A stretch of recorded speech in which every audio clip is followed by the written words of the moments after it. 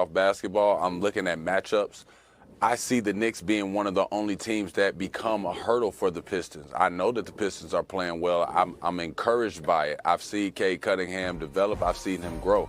But when I see the Detroit Pistons matching up with the New York Knicks at the end of the game, I'm trying to figure out, how do you deal with Jalen Brunson, and can you go back and forth making better decisions than he can in the fourth quarter? We've watched Jalen Brunson have to deal with way more of a load than Cade Cunningham has had to deal with. And you know, they won these regular season matchups because they were kind of pissed off about what happened last year. So it's like, I expected them to come out here and deliver a blow. I expect the game to change a lot when we get to these playoffs, and I expect the deciding factor to be, can Cade Cunningham take care of the ball, because we saw last year. Hey man, so I'm gonna expand on this. I know y'all seen the short. I'm gonna talk about Iman Shumpert saying that Jalen Brunson got more of a load to carry, no diddy, than Cade Cunningham. And I just feel like ESPN First Tank just had these dudes say these wild takes just for shock value, just to go viral, because terrestrial TV is losing its luster. You know, podcasts have taken over. Even though most podcasts that celebrities start, they not good. They not good. For every Cam Newton podcast you got studs, you got duds. The only time I hear really about Stephen A. podcast is when he beefing with somebody.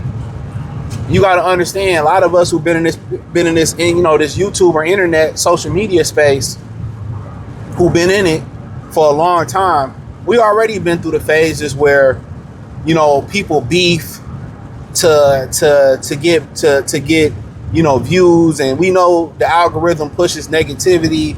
I seen a lady on social media. She was saying that why does it seem like bad outdo defeats good? And that's just an illusion. That's just an illusion. I say that all the time. That's just an illusion. You only see the deaths. You don't see the prosper. You know, you don't look at the gifts that God give you as you get complacent. You take them for granted until you lose them, or it's a fear you lose them. Being able to walk, being able to talk, being able to speak, being able to have more time.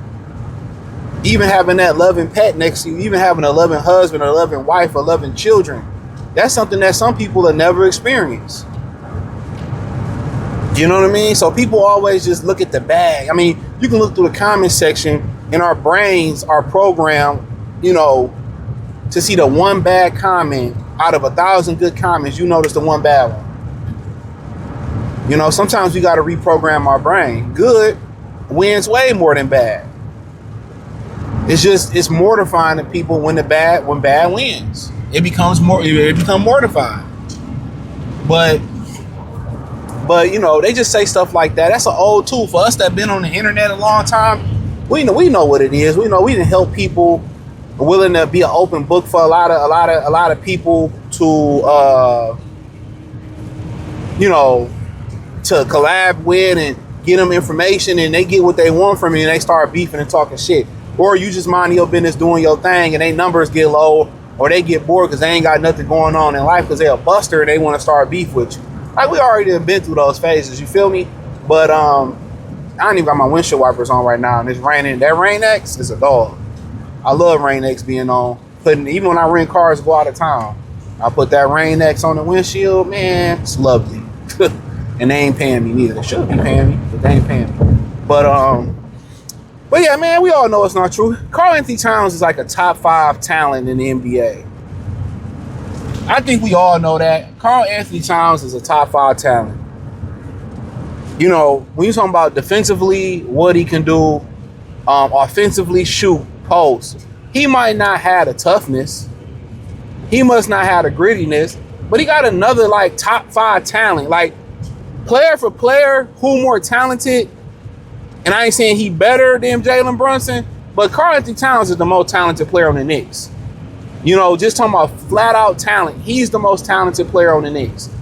You talking about Mikal Bridges? Didn't he average 20 in Brooklyn? Good shooter, good defender. OG Anunoby, he would make a great Piston. I keep saying that. Tough, strong defender, great spot up shooter. Did he win a championship in Toronto? I think he might have won the championship in Toronto. I could be wrong on that. Strong kid, good corner 3 shooter. You know what I mean? So, Josh Hart, great utility person, strong rebound, make another great Piston. You know he a buster. You know what I mean? Come on. He got, you know, at least, you know, one other guy that's gonna be an all-star that can be all NBA. That I say as a top 5 talent in the NBA, you know, if he got his mind together. You know why it seemed like Jalen Brunson, he got a harder time to Iman Shumpert, and I'm not just saying he's saying that from shock value. You know what it really is because Jalen Brunson don't make nobody better. He don't make nobody better. That's the problem. Jalen Brunson makes nobody better. You know, the reason why it don't seem like the talent is really matching the Knicks because he is a shooting guard playing point guard. I say it time and time again. He's a shooting guard playing point guard. He dribble. He look for his shot first. Let me get my shot. And by the time he passed the ball, everybody else cold. They can say, well, Cade dribbled the ball a lot. You know, Brunson dribbled at the most dribbles per game, number one in Cade. But it's just that Cade don't have another reliable scorer to defer to.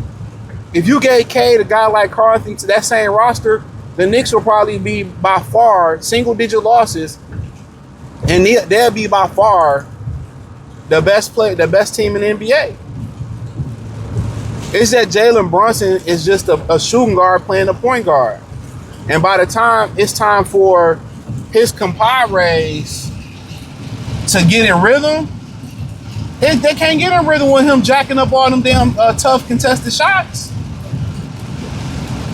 Nobody telling him he ain't nothing but Luka, an offensive ball hog looking for a shot, and he want to get you assists when he don't think about it as okay. Let me get Cat going, and then I'm gonna play off Cat. Let me get Mikal Bridges going, and then I'm gonna play off him. Let me get OG Anunoby some shots. No, it's like, oh, let me get mine, and then you know y'all can get charged when y'all lethargic. That's why he part of the problem in New York.